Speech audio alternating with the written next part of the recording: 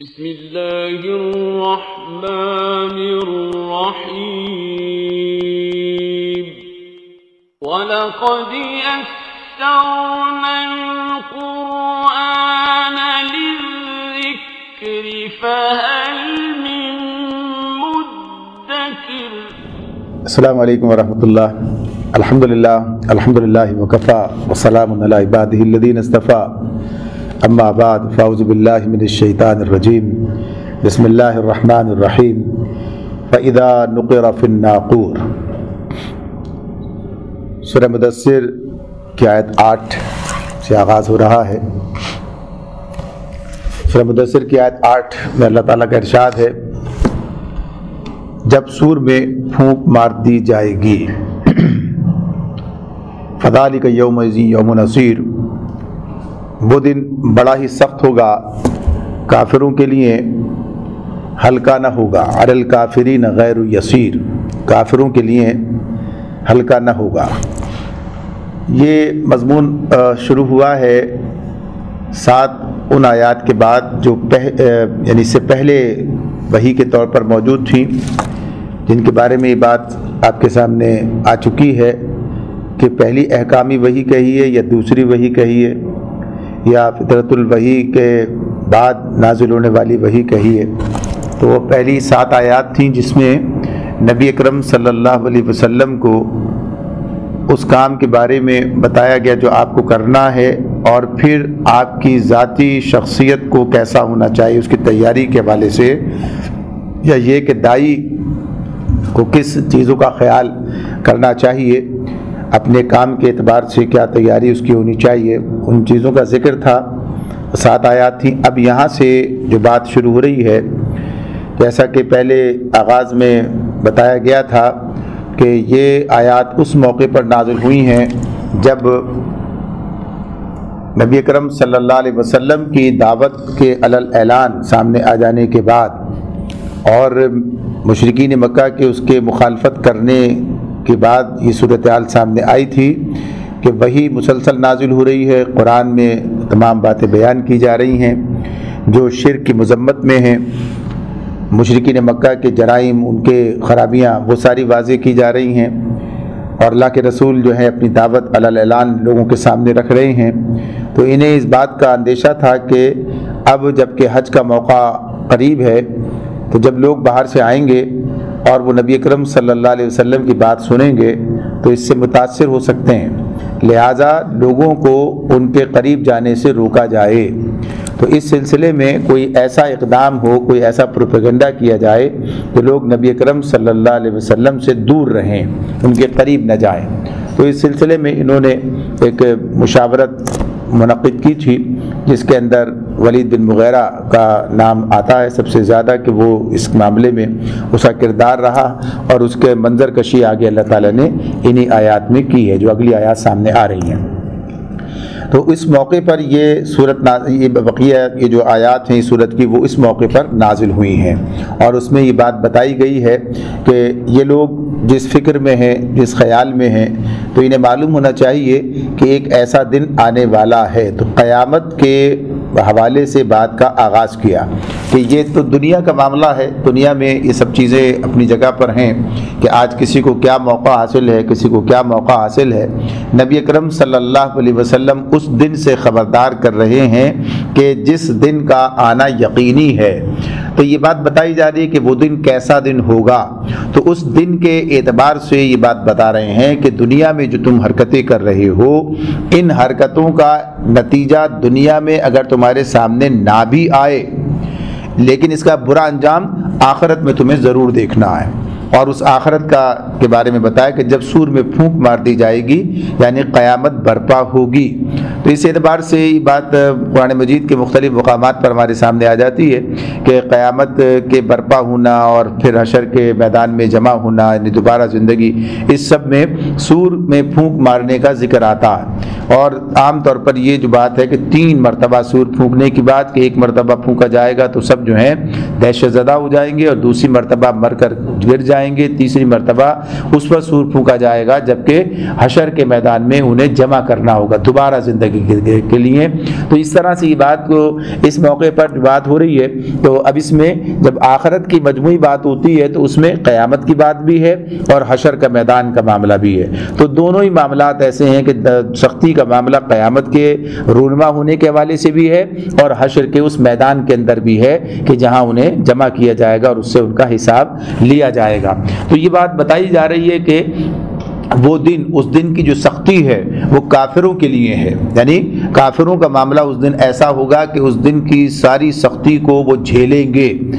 البتہ اہل ایمان کے بارے میں یہ بات بتا دی گئی ہے، نبی صلی اللہ علیہ وسلم کا ارشاد موجود ہے، آپ نے بتایا ہے کہ وہ دن مسلمانوں اہل ایمان کے لیے، مسلمانوں کے لیے جو اپنے دین پر عمل پیرا رہے ہیں ان کے لیے یہ سختی نہیں ہوگی، بلکہ سختی ان لوگوں کے لیے ہوگی جو مجرم کی حیثیت سے وہاں حاضر کیے جائیں گے اور پھر اپنے اپنے جرائم کے اعتبار سے اس دن کی سختی کو جھیلیں گے۔ تو کافروں کا معاملہ بھی الگ ہے اور جرائم کا ارتکاب کرنے والوں کا معاملہ بھی ہے۔ تو اللہ تعالیٰ یہ بات وہاں پر بتاتے اس کے آغاز کیا ہے۔ تو ان 3 آیات کے ساتھ فَإِذَا نُقِرَ فِي النَّاقُورِ فَذَلِكَ يَوْمَئِذٍ يَوْمٌ عَسِيرٌ عَلَى الْكَافِرِينَ غَيْرُ يَسِيرٌ۔ یہ 3 آیات میں یہ بات کی پہلے کہ اچھا جب سور میں پھونک ماری جائے گی وہ دن بڑا ہی سخت دن ہوگا، کافروں کے لیے ہلکا نہ ہوگا۔ اب اس کے بعد پھر اس بات پر اس کا ذکر شروع ہو گیا، اس واقعے پر اللہ تعالیٰ اس پر تبصرہ کر رہے ہیں، اس کا منظر کشی اس کی ہے کہ جب ان لوگوں نے وہ مشاورت کی ہے، وہ مجلس مشاورت ان کی منعقد ہوئی ہے جس میں ولید بن مغیرہ ہے، اور پھر اس موقع پر یہ ان لوگوں نے یہ بات کی تھی کہ کوئی ایک بات طے کر لی جائے کہ جو نبی اکرم صلی اللہ علیہ وسلم کے خلاف ہم کہیں، یعنی پروپیگنڈے کی کوئی ایک صورت اختیار کی جائے، یعنی کوئی کچھ کہہ رہا ہے کوئی کچھ کہہ رہا ہے۔ تو اس کے حوالے سے تفصیل سامنے آتی ہے کہ اس موقع پر ان لوگوں نے جو گفتگو آپس میں کی ہے، تو جب یہ ولید بن مغیرہ گویا کہیے کہ اس کی سربراہی کر رہا ہے اور اس وقت جو ہے وہ یہ بات کہتا ہے کہ جب لوگوں نے کہا کوئی بات کہیں تو اس سے کہا کہ بتاؤ کہ ہم کیا کہیں، تو اس نے کہا کہ تم ہی لوگ کہو کہ تمہیں جو ہے یہ بات بتانی چاہیے، تم کیا کہو گے۔ تو اس میں لوگوں نے گفتگو شروع کی، مختلف باتیں کہیں، تو جب ولید بن مغیرہ ان باتوں کا جواب دیتا جاتا ہے تو لوگوں نے جب کہا کہ ہم نبی اکرم صلی اللہ علیہ وسلم کے بارے میں ہم کہیں گے کہ وہ کاہن ہیں، یعنی یہاں سے بات شروع کی ان لوگوں نے، کچھ لوگوں نے کہا کہ ہم انہیں کاہن کہیں گے۔ ولید نے کہا اللہ کی قسم وہ کاہن نہیں ہیں، ہم نے کاہنوں کو دیکھا ہے جیسی باتیں وہ گنگناتے ہیں اور جس طرح کے فقرے وہ جوڑتے ہیں، قرآن کو ان سے کوئی دور کی نسبت بھی نہیں ہے۔ کچھ اور لوگ بولے انہیں مجنون کہا جائے، ولید نے کہا وہ مجنون بھی نہیں ہے، ہم نے دیوانے اور پاگل دیکھے ہیں، اس حالت میں آدمی جیسی بہکی باتیں اور الٹی سیدھی حرکات کرتا ہے وہ کسی سے چھپی ہوئی نہیں ہے۔ کون باور کرے گا کہ جو کلام محمد صلی اللہ علیہ وسلم پیش کر رہے ہیں وہ دیوانگی کی جڑ ہے یا جنون کے دورے میں آدمی باتیں کر سکتا ہے؟ لوگوں نے کہا اچھا تو پھر ہم انہیں شاعر کہیں گے۔ ولید نے کہا کہ وہ شاعر بھی نہیں ہے، ہم شعر کی ساری اقسام سے واقف ہیں، اس کلام پر شاعری کی کسی قسم کا اطلاق نہیں ہوتا۔ لوگ بولے تو ان کو ساحر کہیں گے، کہا جائے۔ ولید نے کہا کہ وہ ساحر بھی نہیں ہے، جادوگروں کو ہم جانتے ہیں، اپنے جادو کے لیے جو طریقے وہ اختیار کرتے ہیں ان سے بھی ہم واقف ہیں، یہ بات بھی محمد صلی اللہ علیہ وسلم پر چسپاں نہیں ہوتی۔ پھر ولید نے کہا ان باتوں میں سے جو بات بھی تم کرو گے لوگ اس کو ناروا الزام سمجھیں گے، اللہ کی قسم اس کلام میں بڑی حلاوت ہے، اس کی جڑ بڑی گہری اور اس کی ڈالیاں بڑی ثمردار ہیں۔ یہ کس کے الفاظ روایت ہو رہے ہیں؟ ولید کے، کہ اس قرآن کے بارے میں وہ یہ بات کہہ رہا ہے، یعنی اس بات کو اس نے سمجھا ہے اور ہر الزام کی نفی بھی اس نے کی ہے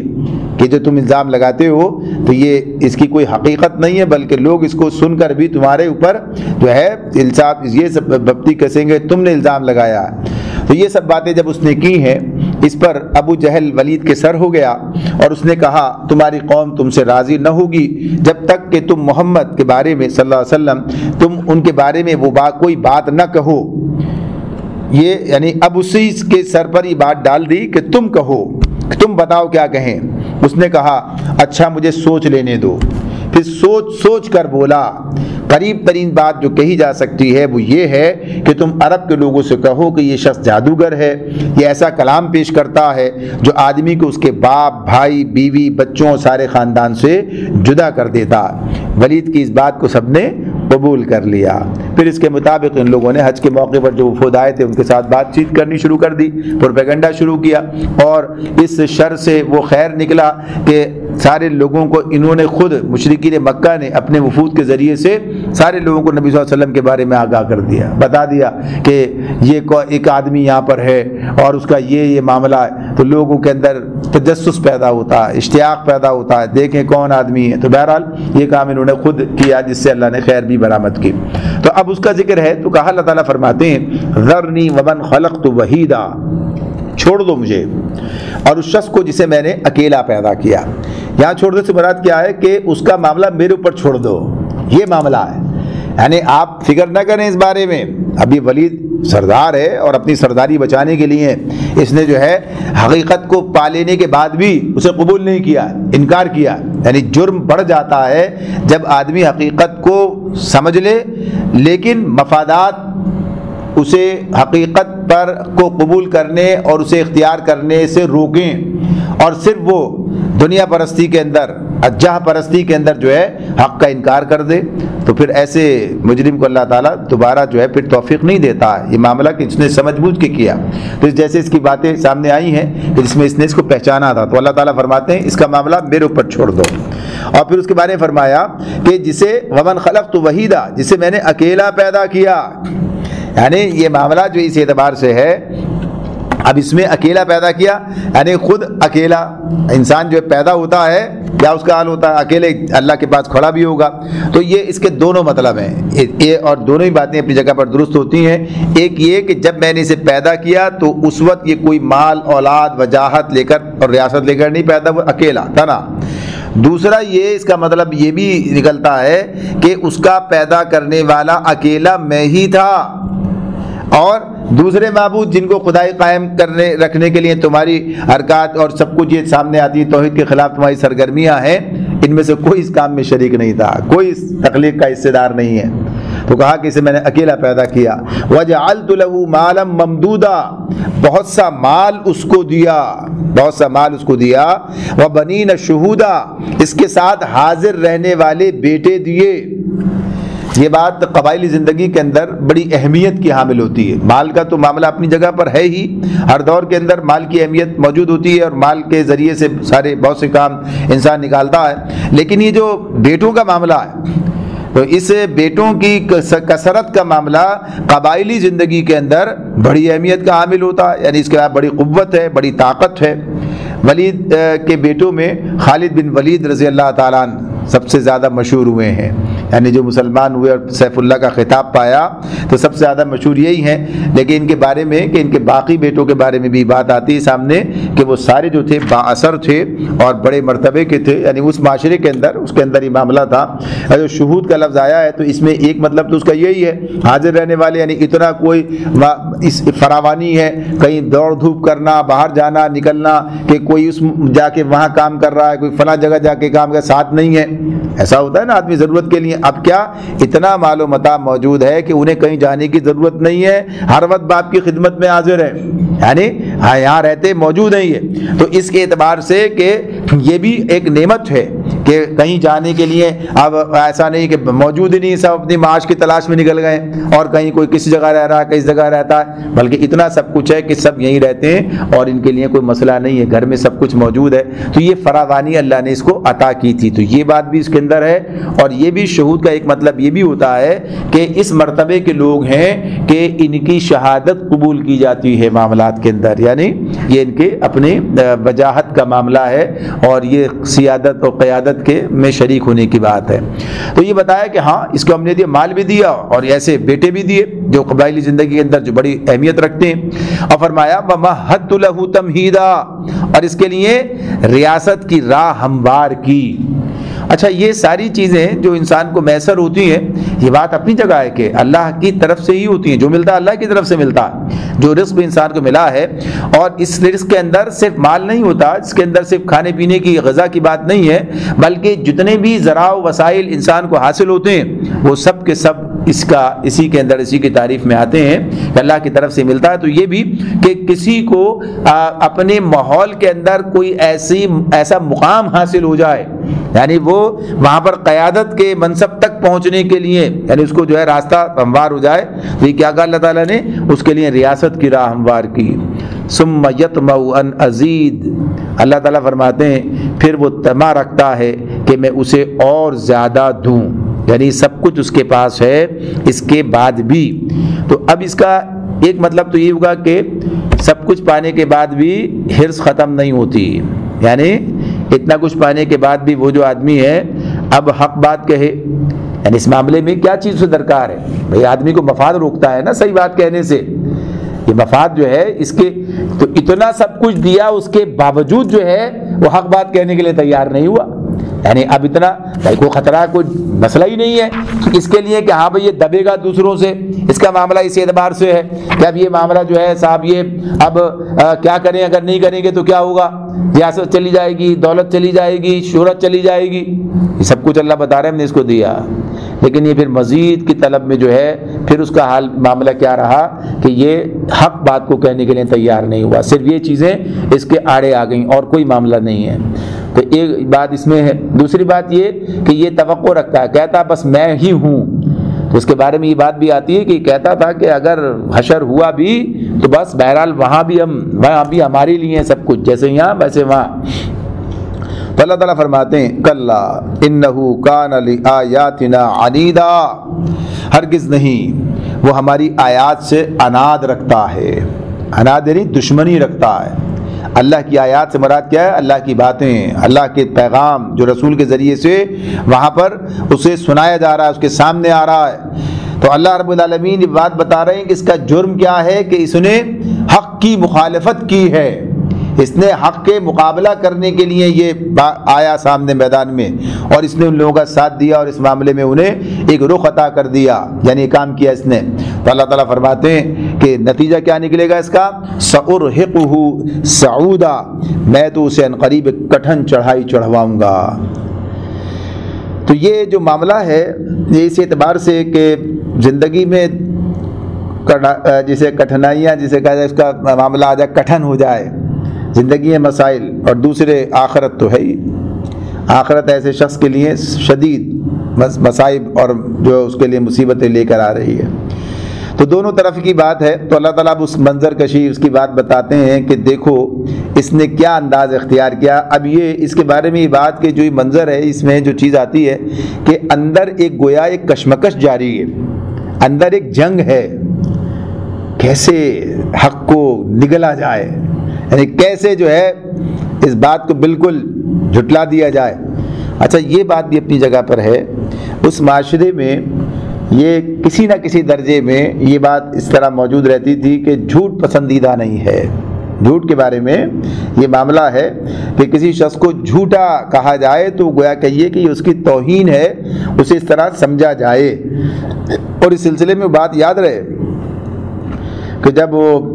ابو سفیان کے بارے میں بات آتی ہے کہ جب ہرقل کے پاس گیا تھا خط اور اس نے بلوایا تھا کہ کوئی آدمی ہے یہاں پر وہاں کا جو مکے کا رہنے والا ہو اور اسے پوچھیں، ہم جب نبی صلی اللہ علیہ وسلم کا پیغام وہاں پر گیا تھا،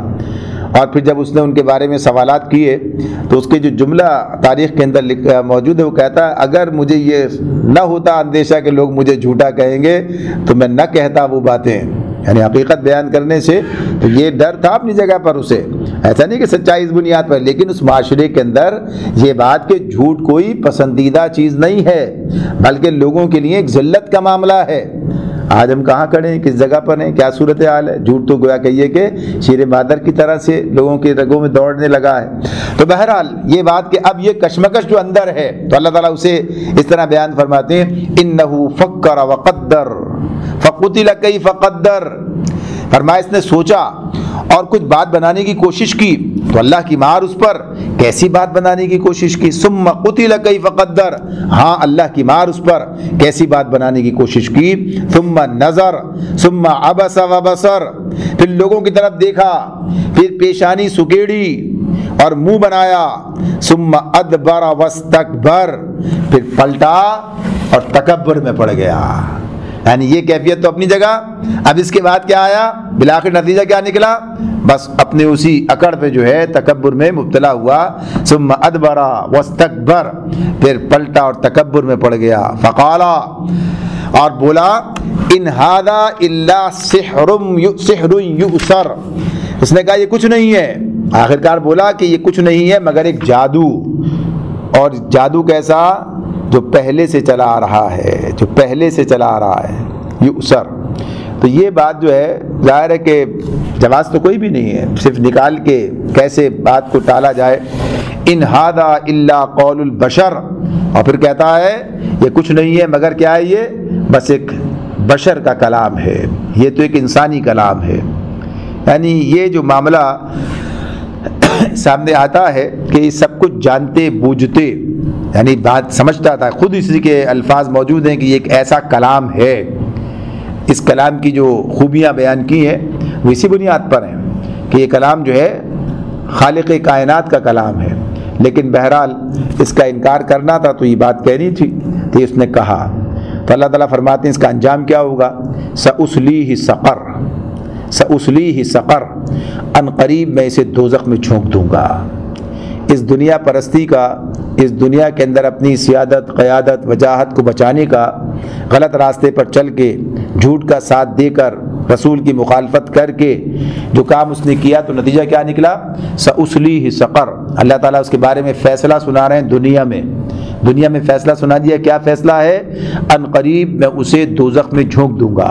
اور پھر فرمایا وما ادراک ما سقر, اور تم کیا جانو, تم کیا جانو کہ یہ دوزخ کیا ہے. ما سقر, وما ادراک ما سقر, یہ جہنم کے تذکرے قرآن مجید کے اندر موجود ہیں. اللہ تعالیٰ نے اس کی سختی, اس کے عذاب کی کیفیات یہ سب بیان کی ہیں. یعنی آخرت تو ظاہر ہے کہ ہمارے سامنے اس طرح نہیں ہے کہ ہم اسے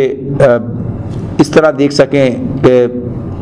آنکھوں سے دیکھیں, سمجھیں, اس کی پوری کیفیات سامنے آئے. بس ایک نقشہ ہے, ایک منظر ہے, ایک اندازہ ہے جو ہمارے سامنے رکھا گیا ہے. ورنہ نہ جنتوں کا کوئی انسان پوری طرح سے ادراک کر سکتا ہے, اور نہ ہی یہ جو سختیاں اور عذاب کی کیفیات ہیں. تو اللہ تعالیٰ فرماتے ہیں وما ادراک ما سقر, تمہیں کیا خبر, تم کیا جانو کہ وہ سقر کیا ہے, وہ جہنم کیا ہے, وہ دوزخ کیا ہے. اب اس کی جو بات بتائی کیا, لا تبقی ولا تذر, ایک جملہ دو الفاظ پر مشتمل, لیکن ایک پوری دنیا اس کے اندر بند ہے. پوری بات اس کے اندر کیا فرمایا, لا تبقی ولا تذر, یعنی اس دوزخ کے بارے میں, اس کے تعارف میں کیا بتایا, اس کی کیا کس طرح سے اس کے بارے میں اللہ نے اس کی آگاہی دی کہ کیا کہے, وہ نہ باقی رکھے نہ چھوڑے. نہ تو آدمی بچے گا نہ ختم ہو جائے گا. یعنی کیا کیفیت ہے, نہ زندوں میں نہ مردوں میں, یعنی کدھر ہے وہ. تو لا تبقی ولا تذر, نہ باقی رکھے نہ چھوڑے. تو یہی کیفیت ہے, یہی بات ہے. اللہ رب العالمین نے قرآن مجید میں اس کیفیت کو بیان کیا, جیسے سورہ اعلیٰ میں ثم لا یموت فیہا ولا یحیا, پھر وہ اس میں نہ مرے گا نہ جیے گا. مر جائے کام ختم ہو جائے. ڈالا ڈال کے جیسی وہ آگ ہوگی, اس آگ کی شدت کا اندازہ انسان نہیں کر سکتا. اس آگ کی شدت کا اندازہ انسان نہیں کر سکتا. نبی اکرم صلی اللہ علیہ وسلم کا ایک ارشاد اس طرح سامنے آتا ہے کہ جہنم کی آگ دنیا کی آگ سے 70 درجے زیادہ شدید ہوگی. تو اب یہ شدت کا جو معاملہ ہے, یہ 70 بھی ایک یعنی کثرت کے اظہار کے لیے بات ہے, ورنہ 70 ہی کم سے کم بھی دیکھا جائے تو صورتحال کیا ہے. ہم دوزخ کی, ہم جو دنیا کی آگ کو دیکھتے ہیں تو دیا سلائی کی آگ سے لے کر اور فرنس,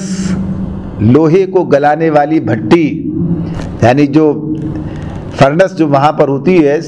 اسٹیل مل کی فرنس اگر کبھی کسی نے دیکھی ہو, یعنی کیا کیفیت ہوتی ہے اس کے اندر کہ لوہا ڈالا جاتا ہے اور پگھل کے کیسے بہنے لگتا ہے. یعنی کیا کیفیت ہوتی ہے اس کی، تصور سے آدمی سوچے کوئی انسان اگر حادثاتی طور پر اس میں گر جائے تو گویا تحلیل ہو جائے لمحے میں، اس دنیا کی آگ کی بات ہو رہی ہے، اور یہ تو وہ آگ ہے جو ہمارے سامنے، اور اس سے بدرجہ زیادہ بڑی شدت کی آگیں بھی دنیا میں پائی جاتی ہیں، موجود ہیں۔ جو کچھ ہوتا ہے جس طریقے سے جب یہ ایٹم بم کا معاملہ ہوتا ہے، یعنی جب اس طرح سے جو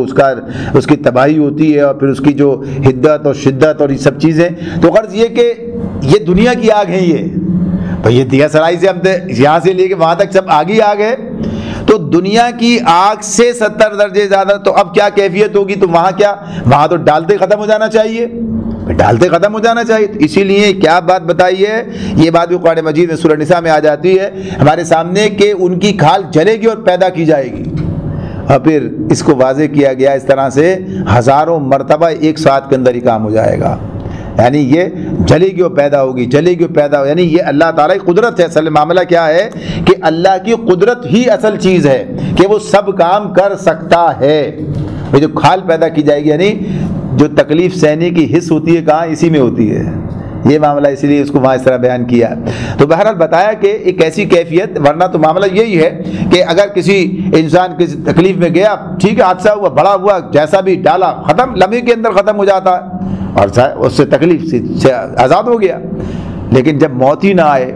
اور اس کیفیت سے گزرے تو اس کا اندازہ لوگ مانگ رہے ہوتے ہیں۔ موت دنیا کے اندر جو تکلیف معمولی، اس کے حوالے سے کوئی اس کا موازنہ نہیں ہے، لیکن اس تکلیف پر بھی موت مانگتے ہیں،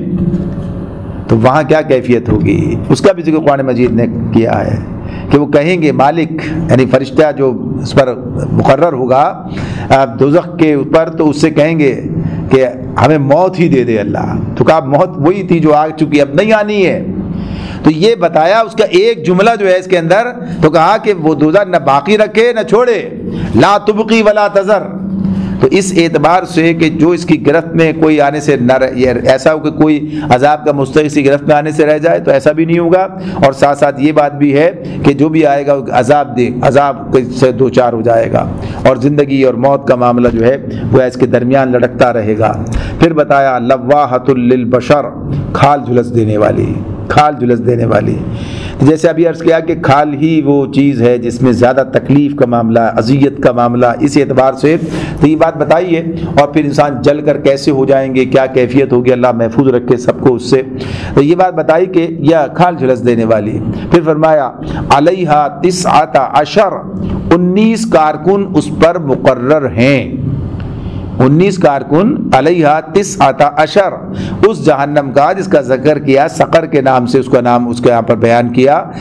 اس پر 19 کارکن مقرر ہیں۔ وما جعلنا اصحاب النار الا ملائکۃ وما جعلنا عدتهم الا فتنة للذین کفروا لیستیقن الذین اوتوا الکتاب ویزداد الذین آمنوا ایمانا ولا يرتاب الذين اوتوا الكتاب والمؤمنون وليقول الذين في قلوبهم مرض والكافرون ماذا اراد الله بهذا مثلا كذلك يضل الله من يشاء ويهدي من يشاء وما يعلم جنود ربك الا هو وما هي الا ذكرى للبشر۔ اس طویل آیت میں اللہ تعالیٰ نے فرمایا ہم نے دوزخ کے یہ کارکن فرشتے بنائے ہیں اور ان کی تعداد کو کافروں کے لیے فتنہ بنا دیا ہے، تاکہ اہل کتاب کو یقین آ جائے اور ایمان لانے والوں کا ایمان بڑھے، اور اہل کتاب اور مومنین کسی شک میں نہ رہیں، اور دل کے بیمار اور کفار یہ کہیں کہ بھلا اللہ کا اس عجیب بات سے کیا مطلب ہو سکتا ہے۔ اس طرح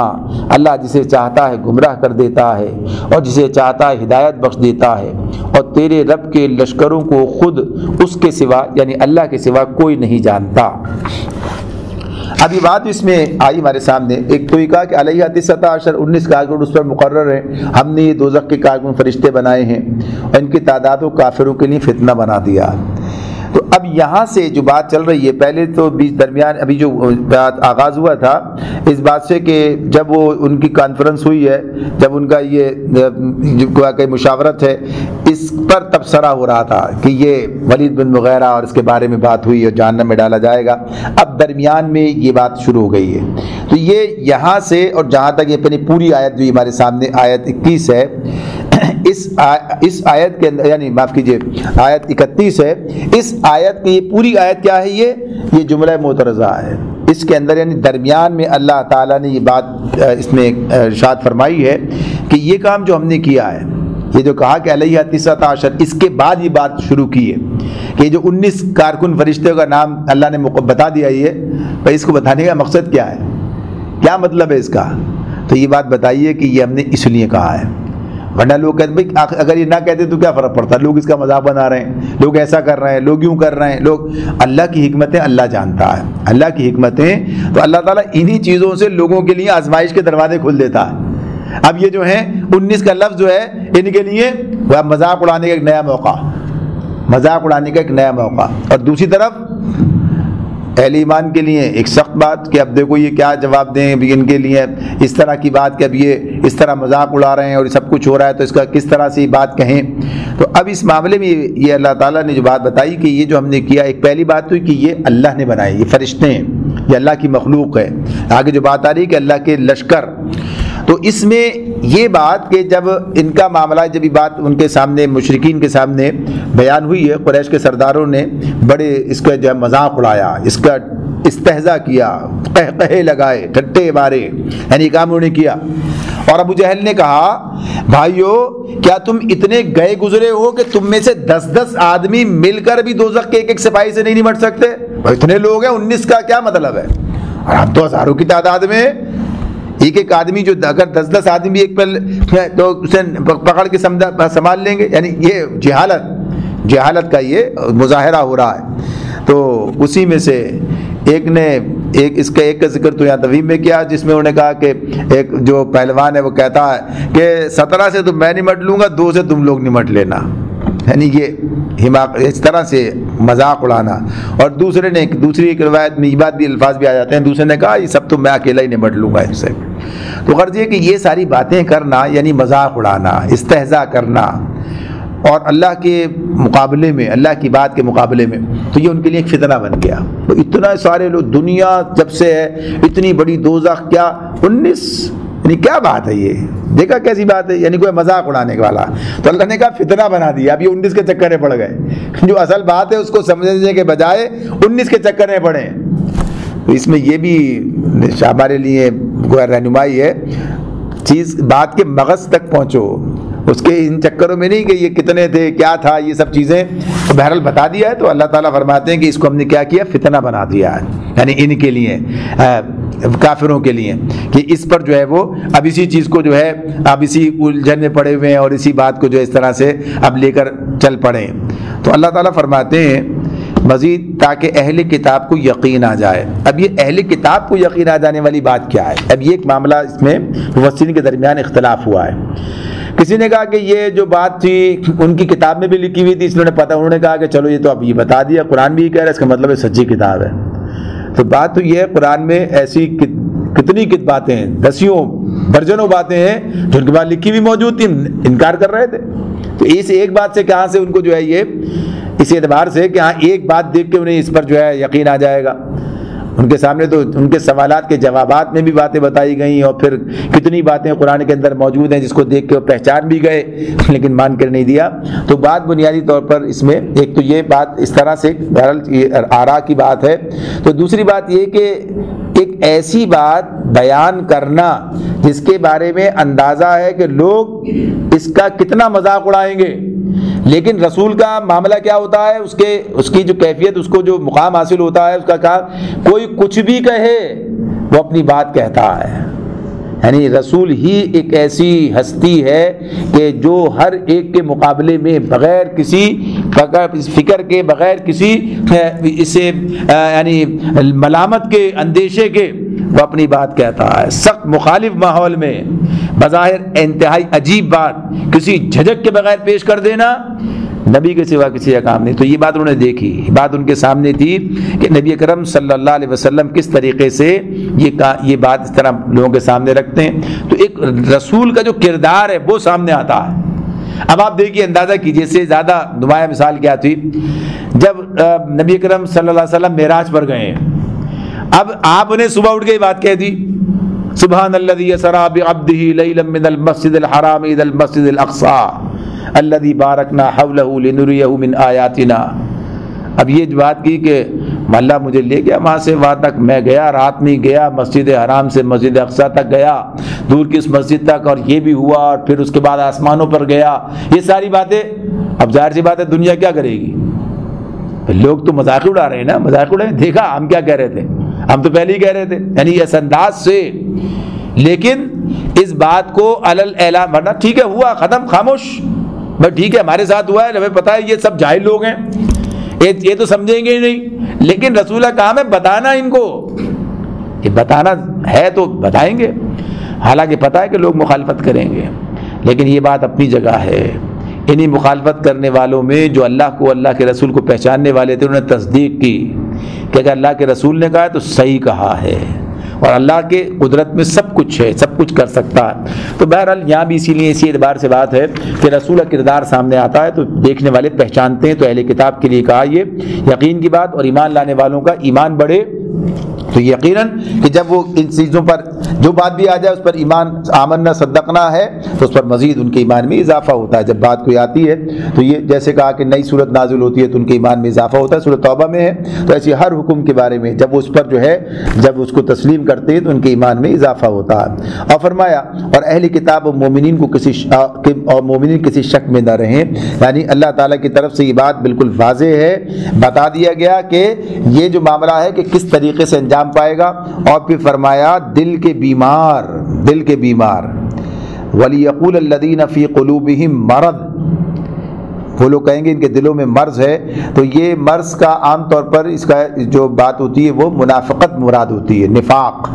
لیکن دل کے مرض میں صرف اتنی بات نہیں ہے، منافقت کی ایک یعنی اسی کا ایک حصہ ہے شک میں ہوتے ہیں تو منافق یعنی نفاق کے اس کا چلے جاتے ہیں۔ تو یہاں اس سے مراد جو ہے شک کی بیماری ہے، اس لیے مکے میں بات ہو رہی ہے اور آغازی کے اندر ہو رہی ہے، ابھی اس طرح کے نفاق کا معاملہ نہیں ہے، تو یہ بات بعض نے اسی بنیاد پر سمجھا شاید یہ آیت مدنی ہے، یہ ایک آیت اور اس میں لگا دی گئی ہے، تو یہ بات کہ دل کی بیماری میں شک کی بیماری، تو شک کا معاملہ تو تھا، پتہ نہیں ہے نہیں ہے، صحیح ہے غلط ہے، اللہ ہے بھی کہ نہیں ہے، قیامت ہوگی بھی کہ نہیں ہوگی، یہ رسول ہے بھی کہ نہیں ہے، یعنی لوگ شک میں جو پڑے رہتے ہیں تو یہ بھی ایک بیماری ہے جو اب تک چلی آتی ہے، اب بھی ہوتی ہے۔ تو اللہ تعالیٰ فرماتا ہے کہ دل کے بیمار و کفار یہ کہیں کہ بھلا اللہ کا اس عجیب بات سے کیا مطلب ہو سکتا ہے، یعنی وہ اسی میں الجھے رہیں گے، اصل بات کی طرف نہیں آتے، 19 کے چکر میں پڑے ہوئے ہیں۔ تو اللہ تعالیٰ فرماتے ہیں اس طرح اللہ جسے چاہتا ہے گمراہ کر دیتا ہے اور جسے چاہتا ہے ہدایت بخش دیتا ہے، یعنی ایسی باتیں لوگوں کے لیے ایک آزمائش بن جاتی ہیں، ابتلا بن جاتی ہیں، جسے ایک راستی پسند سلیم التبع اور صحیح الفکر آدمی سنتا ہے اور سیدھے طریقے سے اس کا سیدھا مطلب لے کر سیدھی رائے اختیار کر لیتا ہے، اور اسی بات کو ایک ہٹ دھنم کج فہم اور راستے سے گریز کرنے والا آدمی سنتا ہے، اس کا ٹیڑھا مطلب نکال کر اسے حق سے دور بھاگنے کا ایک اور ذریعہ بنا لیتا ہے۔ دیکھا ہم تو کہہ رہے تھے، دیکھو یہی بات ہے، دیکھو فلاں، یعنی گویا کہ وہ آنا ہی نہیں چاہتا تھا، اصل بات یہ ایسا نہیں کہ اس وجہ سے وہ نہیں آیا، وہ آنا ہی نہیں چاہتا تھا، وہ تو بیٹھا ہی اس لیے کوئی ایسی چیز تلاش کروں، کوئی ایسی بات، کوئی نقطہ ہاتھ میں آ جائے کہ مخالفت کروں، انکار کرنے کا کوئی راستہ مل جائے، کوئی بھاگ نکلنے کا کوئی جو ہے موقع مل جائے، تو وہ تو تلاش میں رہتے تھے، ایسی وہ ہدایت سننے کے لیے تیار کب تھے، ہدایت حاصل کرنا چاہتے کب تھے۔ تو پھر ایسے لوگوں کو اللہ ضلالت کی طرف گمراہی کی طرف دھکیل دیتا ہے، جو بیٹھتے اس غرض سے ہیں کہ اب مخالفت یعنی کیا ان کی گفتگو سے کیا چیز نکالی جائے اس پر جس کی وجہ سے ان کا انکار کیا جائے۔ تو یہ بات اللہ تعالیٰ فرماتے ہیں، اور پھر آخر میں یہ بات کہہ دی اور تیرے رب کے لشکروں کو خود اس کے سوا کوئی نہیں جانتا، وما یعلم جنود ربک الا ھو وما ہی الا ذکری للبشر، کہ یہ جو اللہ رب العالمین کا معاملہ جو ہے اس اعتبار سے کہ یہ جو ہے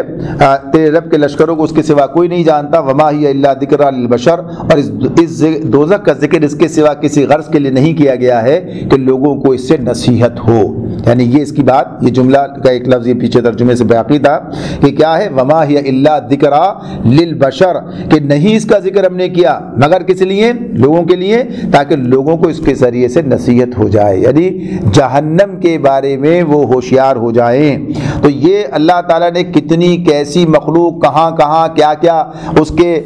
قابلیتیں، کیا کیا اس کی قدرتیں یعنی طاقتیں اللہ نے کس کو کیا دے رکھی ہیں، انسان کیا جانتا ہے، اسے کیا پتا،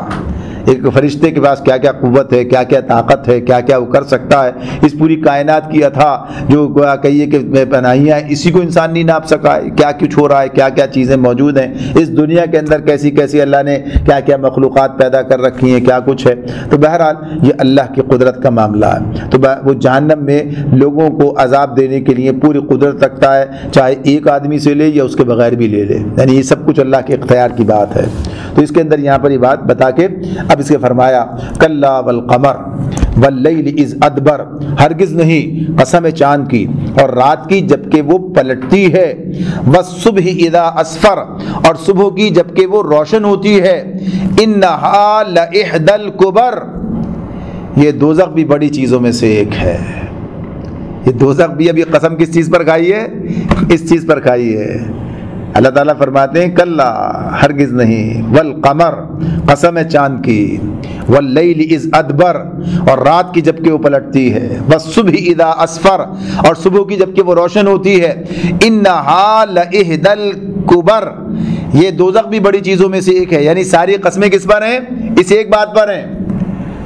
اگر انسان نے رات نہ دیکھی ہوتی، دن نہ دیکھا ہوتا، سورج نہ دیکھا ہوتا، چاند نہ دیکھا ہوتا، یہ سارا نظام نہ دیکھا ہوتا،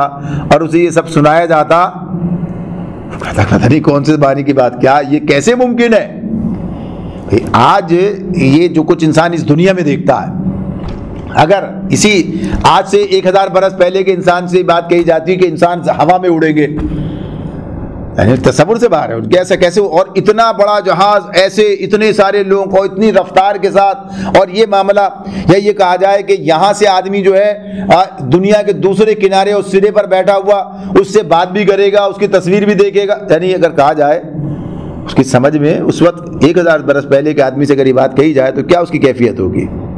1000 چھوڑ دیجیے، اگر 100 برس پہلے بھی کہی جائے تو کیا صورتحال ہوگی؟ یعنی انسان کی جو صورت کیفیت ہے، لیکن واقعہ ہے، حقیقت ہے یہ۔ جب پتہ چلتا ہے تو آج یہ چونکہ ابھی آخرت کو دیکھا نہیں ہے، تو یہ جو بڑے بڑے چیزیں دنیا میں اللہ نے پیدا کر رکھی ہیں، یہ رات اور دن کا آنا جانا، یہ سورج، چاند، تارے، جن سے سارا نظام یہ موسموں کا اور دن رات کا سب چل رہا ہے، یہ کوئی کم چیزیں ہیں؟ تو ایسے ہی جب جس نے اتنے بڑے بڑے، تو اس نے یہ دوزخ بھی پیدا کر رکھی، دوزخ بھی اسی نے پیدا کی ہے۔ یعنی اس دوزخ کا بنانا، اس دوزخ کے اندر اس ساری چیزوں کا ہونا، اس کی یہ کیفیات کا معاملہ جو ہے، یہ کس کی طرف سے ہے؟ یہ اللہ رب العالمین کی تخلیق ہے، اللہ کی تخلیق ہے۔ لہٰذا جب انسان اللہ کی قدرت کو پہچان لیتا ہے، یعنی اللہ کو پہچان لیتا ہے، اللہ کی معرفت اسے حاصل ہوتی ہے، اللہ کی قدرت اس کے سامنے ہوتی ہے، پھر اس کے لیے کوئی چیز بھی اللہ کو ماننے کے بعد ناممکن نہیں رہتی۔ اللہ کی قدرت سب چیزوں پر حاوی ہے، اللہ کی قدرت میں ہر چیز جو ہے موجود ہے، وہ جو چاہے کر سکتا ہے، جو معاملہ بھی ہو اس کا ممکن ہے۔ تو یہ اللہ تعالیٰ اس اعتبار سے کہتے ہیں کہ یہ دوزخ کو سمجھ رہے ہیں، پتہ نہیں کون سی کہانی سنا رہے ہیں کہ بھائی تم نے یہ نہیں دیکھا یہ سب چیزیں کیا ہیں، تو جس نے یہ پیدا کیا اسے یہ بھی پیدا کر سکتا، کر رہا، کیا اس نے، انہا لإحدى الکبر، یہ دوزخ بھی بڑی چیزوں میں سے ایک چیز ہے۔ فرمایا نذیرا للبشر، نذیرا للبشر، یہ کیا چیز ہے؟ یہ اللہ تعالیٰ فرماتے ہیں انسانوں کے لیے ڈراوا، نذیرا للبشر، بشر کے لیے، انسانوں کے لیے۔ یہ دوزخ سے بچنے کا معاملہ ہے۔ دوزخ جو ہے اس کا ذکر کس لیے کیا جا رہا ہے؟ معلومات کے لیے، علم میں اضافہ ہو جائے، لوگوں کو پتہ چل جائے۔ بھائی پتہ اس لیے چل جائے تاکہ یہ معلوم ہو جائے کہ یہ انسانوں ہی کے لیے ہے، اپنے آپ کو ان انسانوں میں شامل نہ کر دینا جو جہنم میں جانے والے ہیں۔ نذیرا للبشر، دوزخ میں کون جائے گا؟ انسان ہی جائیں گے نا، انسان اور جن کی بات ہے نا، یہ جائیں گے۔ تو اس معاملے میں انسانوں کا معاملہ اپنے بارے میں ہے کہ یہ تمہارے لیے تو انذار کا ذریعہ ہے، خبردار کرنے کی بات ہے، خبردار ہو جاؤ۔ اس معاملے میں تمہیں اس طرح سے خبردار ہونا چاہیے، نذیرا للبشر۔ لیکن اگر تم نے اس بات کو نہ سمجھا تو پھر نقصان اٹھایا۔ تو اللہ تعالیٰ فرماتے ہیں لمن شاء منکم ان یتقدم او یتأخر، لیکن کس کے لیے؟ کس کے لیے ڈراوا؟ انسانوں کے لیے ڈراوا۔ کس کے لیے؟ تم میں سے ہر اس شخص کے لیے ڈراوا جو آگے بڑھنا چاہے یا پیچھے رہ جانا چاہے، یعنی چاہے بھلائی کے راستے پہ آگے بڑھے، جس کا جی چاہے پیچھے ہٹ جائے، نہیں مانے، ہے سب کے لیے۔ جیسے وہی بات کہ یہ کیا ہے؟ قرآن مجید ہدی للناس، سارے انسانوں کے لیے ہدایت ہے، اب کوئی اسے ہدایت مان کر اس پر آ جاتا ہے اور کوئی اس کو ٹھکرا کے کسی اور نکل جاتا ہے۔ تو بہرحال ہے تو یہ ڈراوا، یہ ساری چیز جو جہنم کا ذکر ہوا ہے وہ اسی اعتبار سے ہے کہ لوگوں کو خبردار کر دیا جائے، لوگوں کو بتا دیا جائے، لوگوں کو جتا دیا جائے، لوگوں کو بچنے کے لیے جو ہے موقع انہیں مل جائے۔ تو اب جو اس کا معاملہ اس کے اوپر ہے کہ جو جدھر جیسا کرنا چاہتا ہے اس کے لیے اللہ نے اسے آزادی بہرحال دے رکھی ہے۔ تو اس اعتبار سے یہ چیز ان کے سامنے رکھ دی گئی کہ تم نے اس آخرت کی فکر سے بے نیاز ہو کر اس روش کو اختیار کیا ہے۔ اگر فکر آخرت پیدا ہو جائے اور آخرت میں جو یہ صورتحال سامنے آنے والی ہے اس کا صحیح اندازہ ہو جائے تو پھر انسان ایسی غیر سنجیدگی کا رویہ اختیار نہیں کر سکتا جو مشرکین مکہ نے اختیار کر رکھا تھا۔ اور اب بھی بات یہی ہے، عقیدہ آخرت کا بگاڑ یا عقیدہ آخرت کا انکار انسان کو دنیا میں ایک غیر ذمہ دارانہ روش اختیار کرنے کے لیے جو ہے یعنی اس کو اس راستہ دے دیتا، ورنہ جس کو اس کی فکر ہے تو وہ پھر اپنی ذمہ داری کو محسوس کرتا اور سمجھتا بچنا چاہتا ہے۔ اللہ تعالیٰ ہمیں عذاب جہنم کے اور اس سے محفوظ رکھے۔ اللہم اجرنا من النار۔ سبحانک اللہم و بحمدک ونشہد ان لا الہ الا انت ونستغفرک ونتوب الیک۔